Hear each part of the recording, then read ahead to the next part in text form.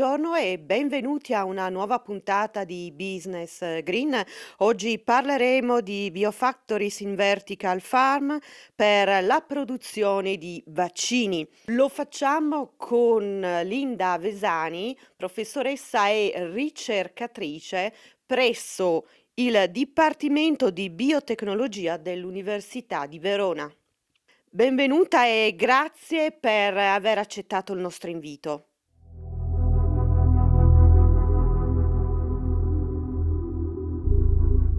Yes, our study considered the use of plants and in particular of a model plant that is named Nicotiana bentamiana, that is closely related to tobacco, for its use as bioreactors for the production of high value proteins, in this case, in particular related to human diseases.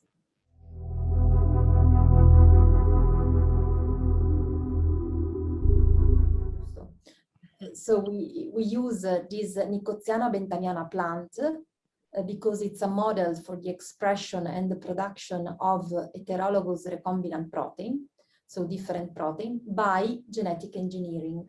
So what we did is to modify the genome of this Nicotiana bentamiana plant in order to use it as a system for the production of the specific protein for which we gave to this plant the instruction. So we can say that the plant is Nicotiana bentamiana. We grow it until a certain phase, and after this we instruct her with genetic modification, with a genetic vector, for the production of the molecule that we want.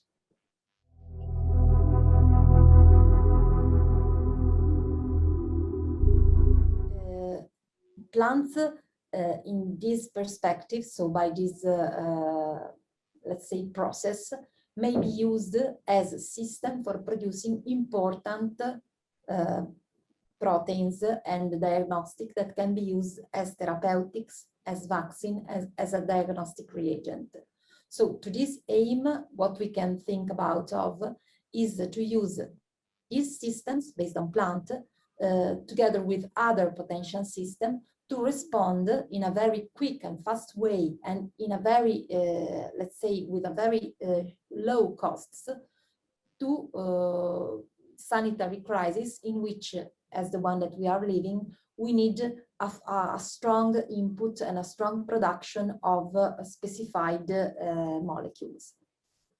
To this aim, we have to stress the fact that plants are very fast in comparison to other systems. They are very scalable, so they can respond in a very fast way to the current needs. And also they are safe because they are not attacked by human pathogen.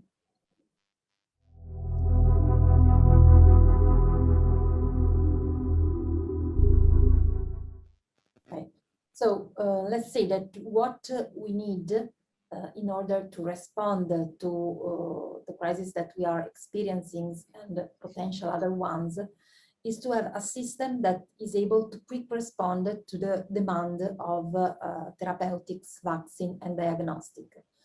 So why plants? Because plants are very, as I said, easily scalable and low cost and can be cultivated in a really scalable way, and then in something like 2 weeks are able to produce the molecule that we are interested in. So in our speculations, we try to understand what would be the need in terms of greenhouses square meters for producing the current needs of vaccine, for example, in Italy.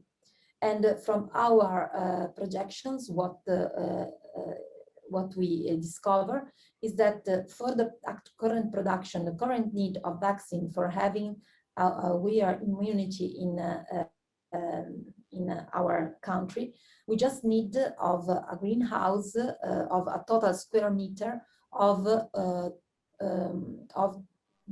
12,000 of greenhouse. So it's something for having the immunity in all the population of Italy. And it's something that is possible to do because a company that is settled in Canada at the moment is collaborating with the Johnson & Johnson for the development of a vaccine based on this technology. The company name is Medicago, and they are in the last clinical trials, so the phase 3 clinical trials for having the approbation, for having this vaccine approved.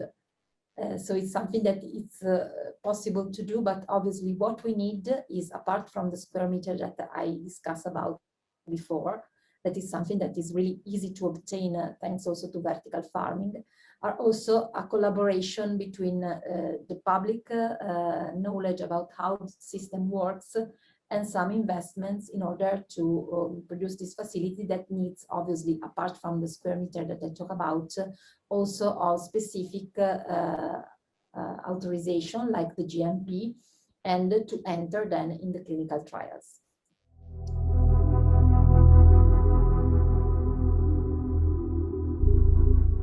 Right.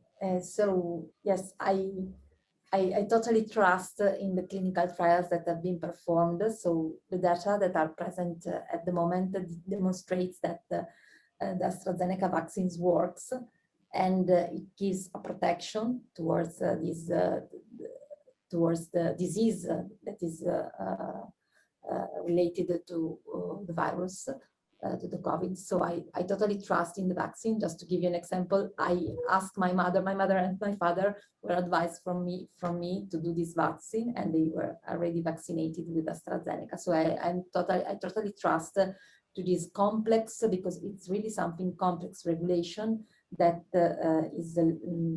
comes afterwards the results of the clinical trials. And they demonstrate that there isn't a connection between the thrombosis cases and the vaccination.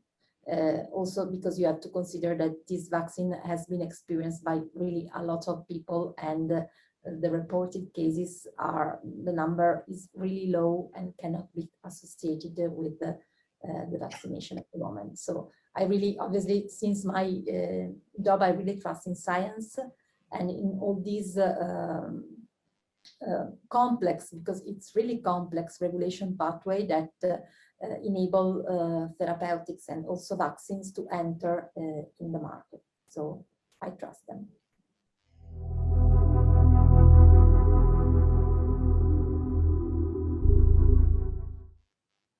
So my research is focused on molecular farming. So we will keep on testing plants for producing complex molecules, in particular in the therapeutic field.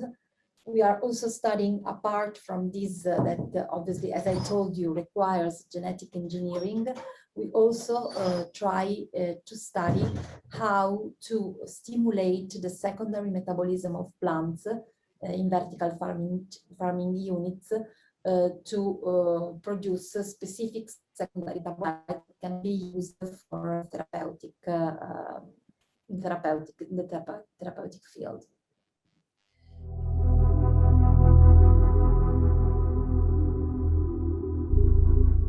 Well, let's say yes, because if you think about on this approach, the one of molecular farming, it used the plant as biofactories for the production of molecules, but we cannot obviously use the molecules that are naturally present in plants because they do not have any effect in the vaccination.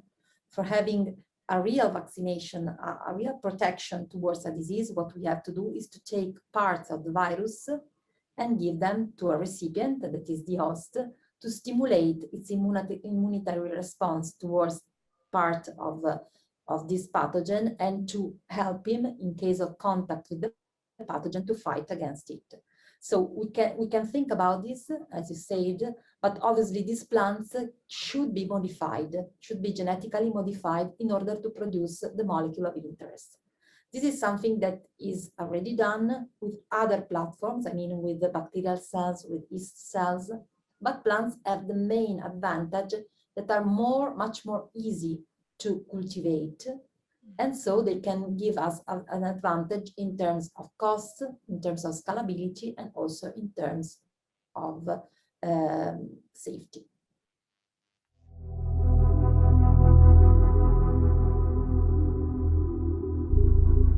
I mean, it's not, no, I don't think so. I mean, all the systems that we use to produce recombinantly molecules is something that is not natural. So also when we apply to molecular farming these techniques, we do not have a natural product in the sense that we mean.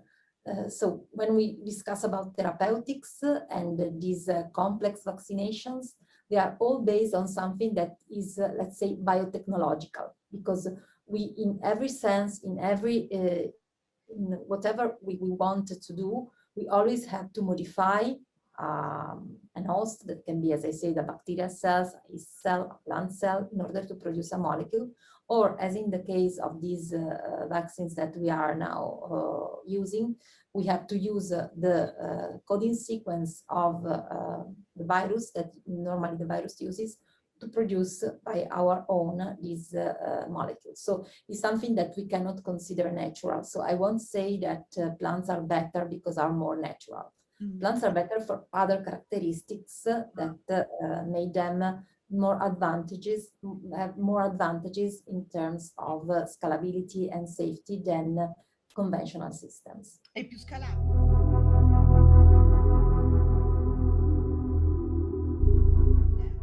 Yes, more scalable, because normally when we use bacterial cells and yeast cells, we use big fermenters, stainless fermenters that have specified volumes. So if I have to change the final production, normally I have to change also these big bioreactors and the whole process. Instead, for plants, we can think as about, as I said before, as in a vertical farming unit that can be implemented with the number of plants that we need in order to obtain the final product. So this is the main advantages, is, let's say, all the upstream process for the production of this molecule has much more advantages when we use plant than other molecules, than other systems.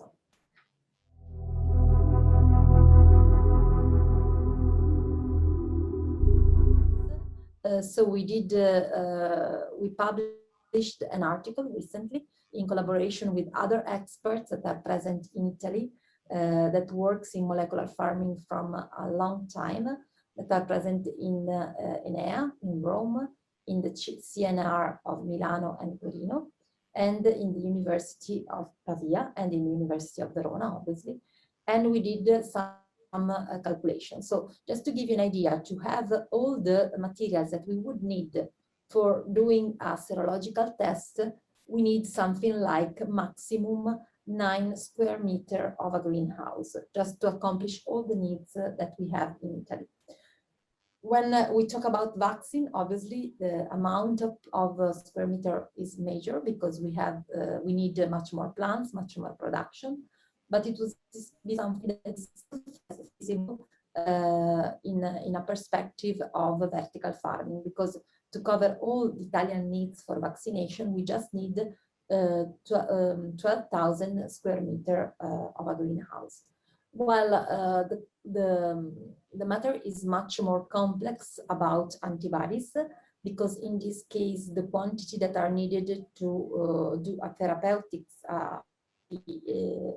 for COVID would need a higher quantity of antibodies. So from our calculations, and also considering the recent advances that have been made in this field, we need something like 20,000 square meters of a greenhouse for a month, meaning that in the period of major needs, something like 20,000 of square meters would be enough to cover all the needs that would have patients in intensity care units for this therapeutic approach that, as you know, the therapy of monoclonal antibody is normally made in subjects that have that are really in high risk and are present in the intensive care units.